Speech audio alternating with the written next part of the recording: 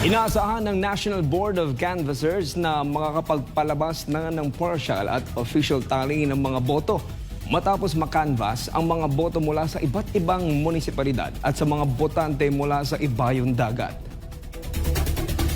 Noong Martes, 58 Certificate of Canvass o COC ang natapos ng NBOC. Ayon sa komisyon, sisikapin nilang tapusin ang canvassing ang 100 Certificates of Candidacy ngayong Miyerkules at inaasahang matatapos ang COC sa Biyernes. Nasa 175 COCs pa ang kailangang makanvas bago ang proklamasyon ng mga nanalong kandidato.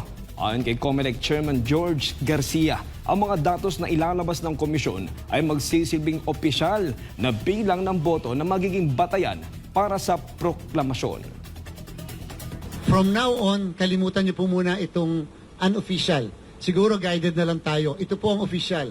Kung ano ang mangyari, sabihin, makita sa National Board of Canvassers, ito po ang final na data na pagbabasihan ng proklamasyon. Hindi po yung mga nakikita natin sa iba't ibang entities. Bagamat, yung po ay mapagkakatiwalaan natin kasi galing po yan sa mga server na meron po tayo.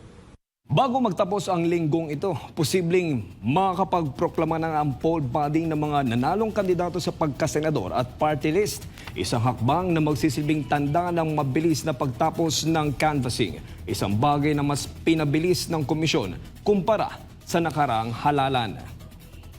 Yung po mga nakakaraan, 2 linggo yung canvassing. Sobra pong 2 linggo talaga yon. Minsan nga po yung nakakanvas kahit second day na ganito, minsan 3 lang. Tapos mamaya 3 na naman. Tapos sa mga susunod na araw, ganon. Ang bubuhos yung mga pang-4, pang-5 araw. Ngayon po, kung nakita nyo, kahapon 58. First time. Kahit i-research nyo sa kasaysayan, sa unang araw pa lang ng canvassing 58. Sobra. Minsan na dati po, kung natatandaan ko, okay, nagpa-practice, unang araw walang na-canvass. Kasi wala pang dumadating na COC. Pero ngayon po 58. Ngayong araw na to, sana nga 100 na makanvas natin. So 158 ka agad yun. So pag lalo nag-100 po tayo na COC ngayon, yun po talaga historic po yun.